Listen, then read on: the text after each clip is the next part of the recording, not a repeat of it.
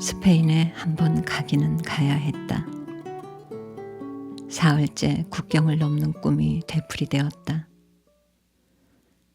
발터 베냐민 전기에서 보았던 흑백 사진들이 뇌리에 각인되었던 모양이었다. 파란 하늘 아래 노란 들꽃이 피어 바람에 흔들리는 아름다운 언덕이지만 수많은 희생자들이 피 흘리며 죽어간 곳이었다. 꿈이었지만 백이 동행한 것이 의외였다. 백은 꼴레주드 프랑스에서 7세기 원효를 연구 중인 40대 중반의 철학자였다. 그가 언제부터 원효 공부를 시작했는지 말을 했을 텐데 정확하게 기억나지 않았다. 몽소공원 근처 지붕 및 다락방에 몇 년째 기거하고 있다는 그는 매일 샌드위치를 2개 싸와서 하나는 점심으로 꼴레주드 프랑스 뜰에서 나머지 하나는 저녁으로 국립도서관 지하 식당에서 먹는다고 했다. 유난히 프루스트를 좋아하는 철학자였다.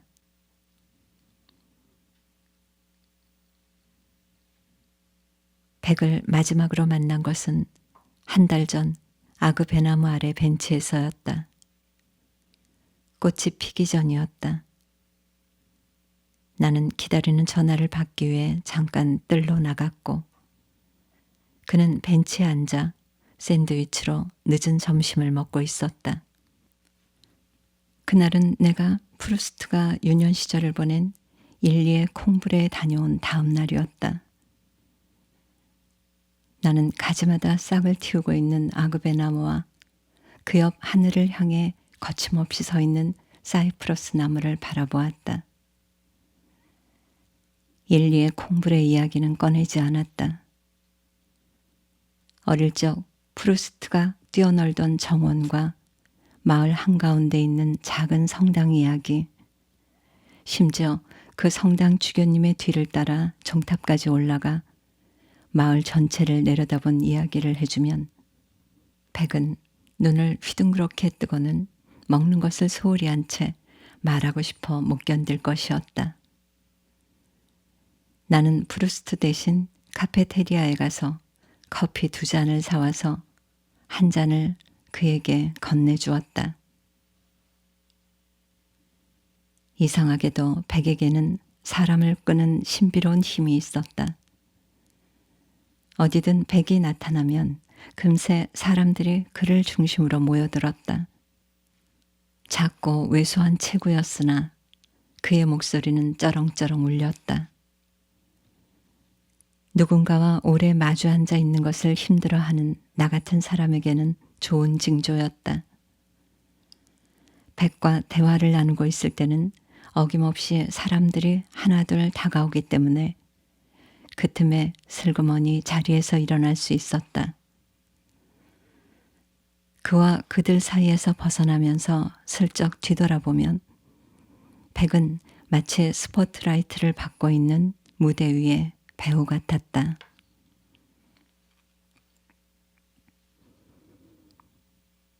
다급하게 기다릴 일이 없어졌음에도 수시로 폰을 확인했다. 폰은 분신처럼 수중에 있어야 했고 언제라도 확인 가능하도록 눈앞에 있어야 했다. 엄마가 내가 살고 있는 달맞이 언덕으로 옮겨온 5년 전부터, 아니 큰 오라버니가 살고 있는 일산 호수공원 옆 병원으로 옮겨간 지난해 10월부터 시작된 버릇이었다. 버릇은 더 있었다. 프랑스에 도착하면서부터 시작된 불면이었다. 물론 어제 오늘은 시차 탓도 있었다. 눈을 감으면 마지막으로 본 엄마의 얼굴이 선명하게 떠올라 사라지지 않았다. 밤새 눈을 감고 있었으나 잠과는 거리가 멀었다. 엄마의 얼굴을 보고 있는 것이었다. 엄마는 입을 살짝 벌린 채 기분 좋은 꿈을 꾸며 잠든 아기의 표정으로 웃고 있었다. 달맞이 언덕에서 늘 보던 모습이었다.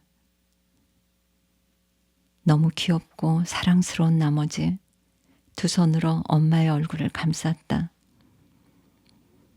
두 손 안으로 엄마의 얼굴이 쏙 들어왔다.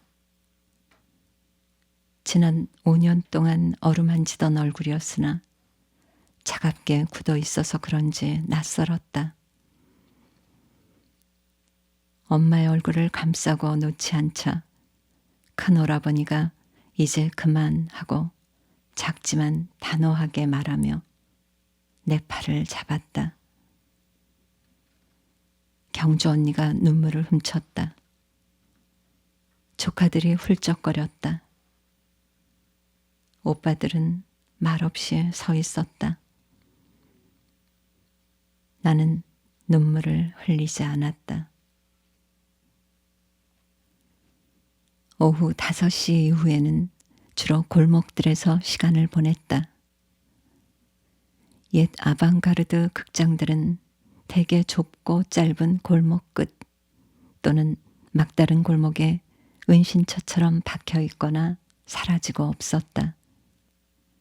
어제 너무 많이 걸었던 탓에 다리에 모래주머니를 매달아 놓은 듯 무거웠다.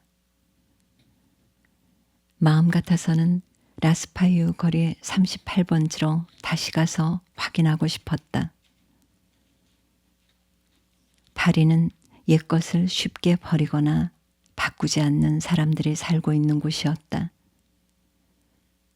그런데 베게트의 연극 고도를 기다리며가 초연되었던 극장이 감쪽같이 사라진 것이었다. 그동안 찾아다닌 극장들이 20곳 가까이 되었다. 모두 1950년대 전이 극장들이었다. 이들 중 한 곳은 아직도 찾지 못했고 3곳은 극장 대신 다른 용도로 전환되어 운영 중이었다. 라스파이유 거리 38번지 고도를 기다리며를 세상에 처음 선보였던 극장에는 외국인을 위한 프랑스 교습소 간판이 부착되어 있었다. 20대 초반으로 보이는 외국인 여학생이 입구 계단에 앉아 프랑스 교재를 들여다보며 담배를 피우고 있었다. 날이 흐렸다. 담배 연기가 사라지지 않고 허공에서 떠돌았다. 이상할 것도 없었다. 전위의 속성은 생명력을 보장하는 것이 아니었다. 오히려 번쩍하고 나타났다가 재빨리 사라지는 것이었다. 아무것도 남기지 않는 것. 라스파이유 거리 38번지에 파란색 나무문 앞을 서성일 이유가 없었다. 이제는 전화를 기다릴 필요도 없었다.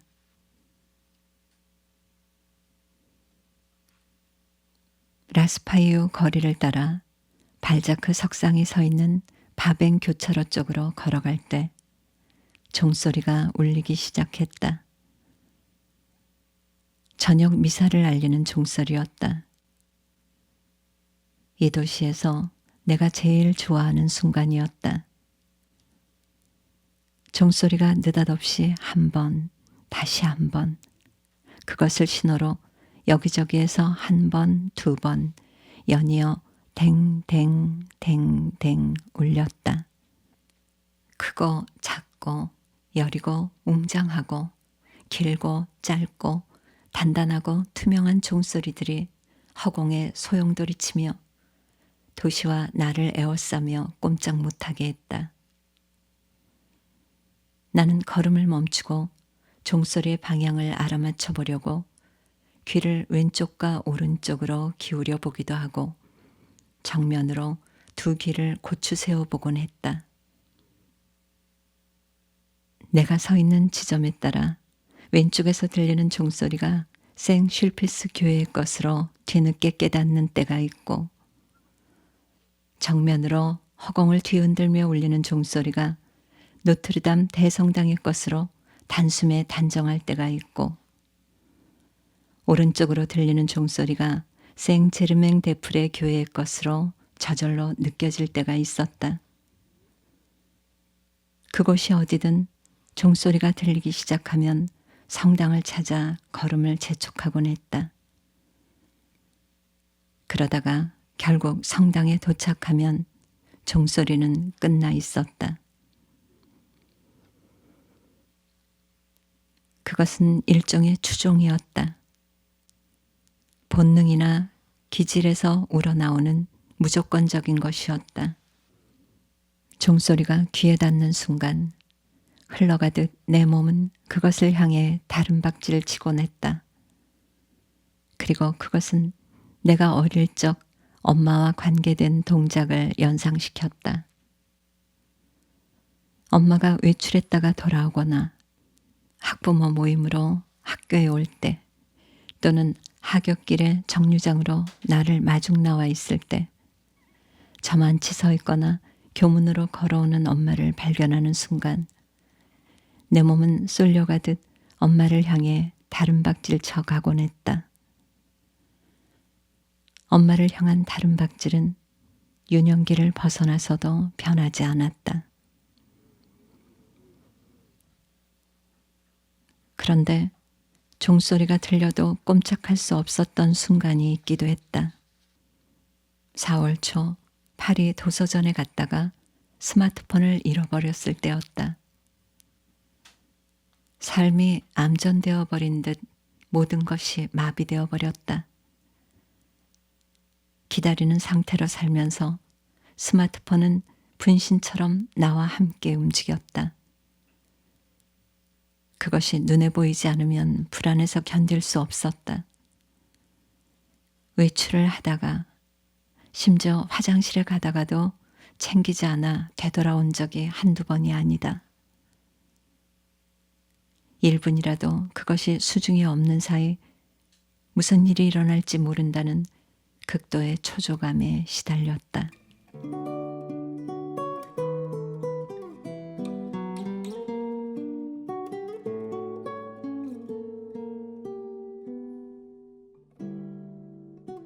세상에 눈물의 양은 정해져 있다. 누군가 울기 시작하면 다른 누군가는 울음을 멈출 것이다. 웃음도 마찬가지이다. 이것은 사미엘 베게트의 생각이다. 그는 고도를 기다리며의 잔인한 지주, 포조의 입을 통해 이 사실을 세상에 알렸다. 베게트의 이 말은 과학자가 실험을 통해 얻은 진리와 같은 것이다. 뜬금없이 베게트가 불쑥 튀어나온 것은 어제 그에게 다녀온 것과 관계가 있을 것이다. 라스파이오 거리 38번지에서 바벤 교차로까지 걸어가 같은 거리에 있는 몽파르나스 묘지에 들렀었다. 베게트를 찾아갔다. 그의 이웃으로 수잔 손탁이 있었다. 뉴요커인 그녀는 죽어서는 파리에 묻히기를 원했다. 그것도 베게트 가까이. 아들이 유언을 받들었다. 둘의 거리는 50m였다. 산책하기 좋은 날이었다. 뒤라스의 묘지에 다다르면 처음 들어갔던 곳으로 돌아 나오는 원점이었다. 폐문 시간을 알리는 종소리에 떠밀려 밖으로 나왔다. 스페인이 아니라 한국에 다녀온 뒤 며칠, 기계처럼 아침 9시 40분이면 집에서 나와 샤를르 미셸 역에서 전철을 타고 9시 55분이면 카르디날르 무안역에 내려서 10시 정각에 꼴레주드 프랑스의 초록색 나무 문 옆에 부착된 번호표에서 숫자 4을 누르고 삐 소리와 함께 나무 문을 밀어 열고 들어간다. 기계처럼 움직였지만 아무 생각이 없었던 것은 아니었다. 머릿속에 맴도는 것이 두 가지 있었다. 엄마의 장례식 동안 눈물을 흘리지 않았다는 것. 노 선생에게 엄마의 부음을 말하지 않았다는 것. 날이 갈수록 주머니 속의 송곳처럼 문제가 뾰족하게 드러났다. 뜰에 아그베 나무도 사이프러스 나무도 눈에 들어오지 않았다.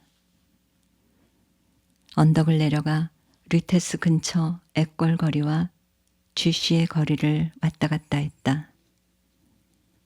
그곳 어디쯤에 류테스 극장이 있던 것으로 헌 책방에서 구한 장준의 연보의 서지에는 나와 있었다.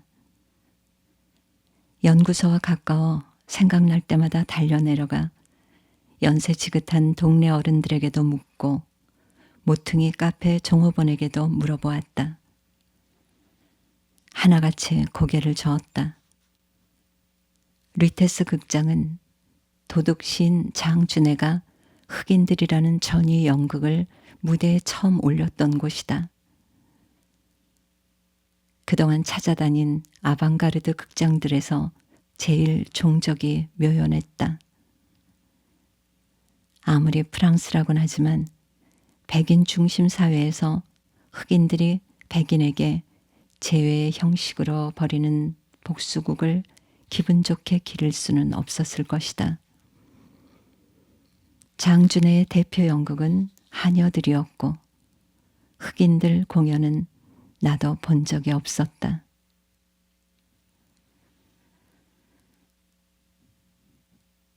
어느 날이었다. 액골 거리를 걷다가 카페에 들렸는데 구석에서 차를 마시던 중년 남자가 스마트폰을 내게 보여주며 쥐씨의 거리 29번지에 류테스 극장이 있다고 알려주었다. 커피를 가져온 종업원과 내가 나누는 대화를 그가 엿듣고 끼어든 것이었다. 인터넷에 나와 있는 정보라고 가서 확인하라고 덧붙였다. 인터넷 정보라면 확실할 수도 있었고 아닐 수도 있었다. 나는 이미 인터넷 검색을 통해 류테스 극장이 사라지고 없다고 알고 있었다. 그렇다면 사라진 극장이 다시 복원된 것인가? 아니면 사라지지 않은 채 존속하고 있었단 말인가? 사내의 말에 반신반의하면서도 나는 단숨에 쥐씨의 거리로 달려갔다. 29번지. 그런데 극장은커녕 그런저런 아파트에 불과한 건물만이 싱겁게 서 있었다. 크게 기대를 하지 않았는데도 맥이 빠졌다. 한동안 사라진 극장 순례를 중단했다. 대신 레바논 삼나무에게 갔다.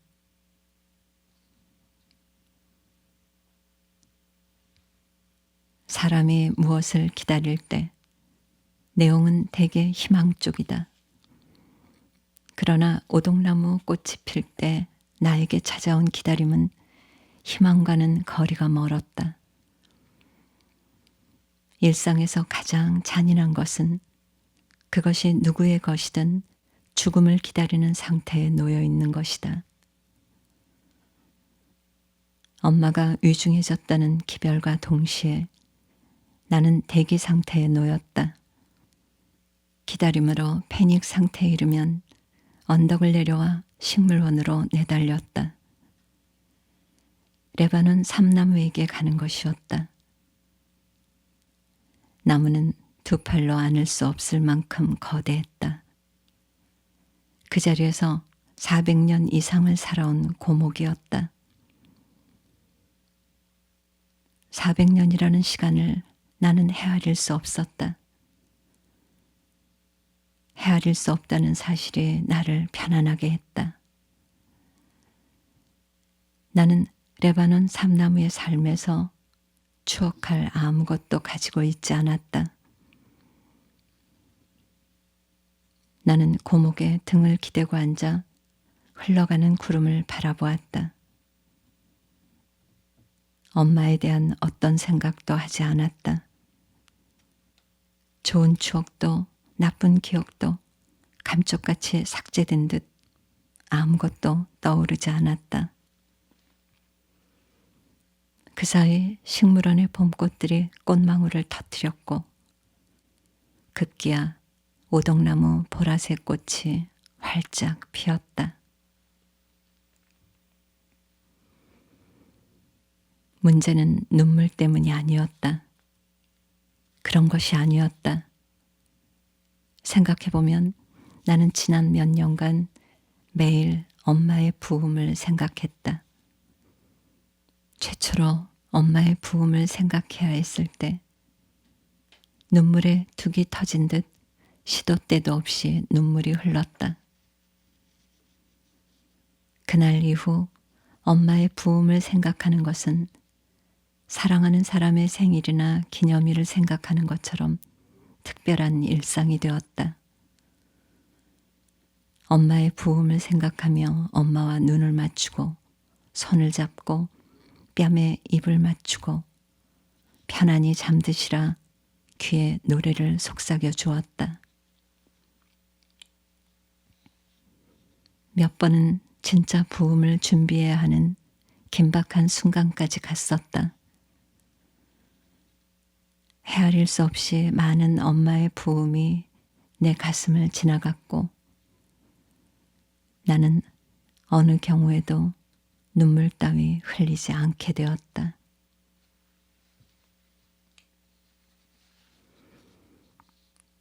엄마의 영정에 꽃을 바치고 절을 하면서 나는 아무 생각도 하지 않았다.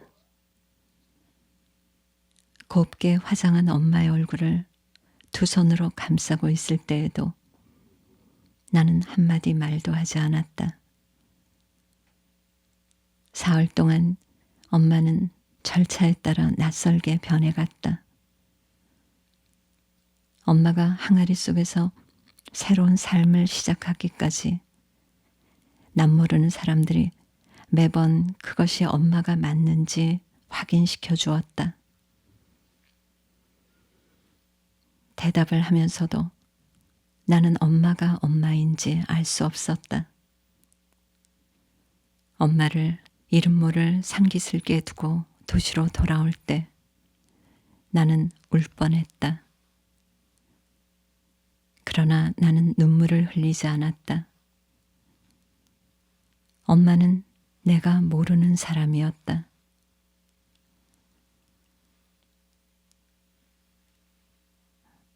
그리고 1년이 지났다. 나는 이곳으로 돌아왔고 아무것도 기다리지 않았다. 기다리지 않아도 봄은 오고 내가 없는 그곳에는 오동나무 꽃이 피고 또 졌을 것이다. 스페인 여행은 예정에 없었다.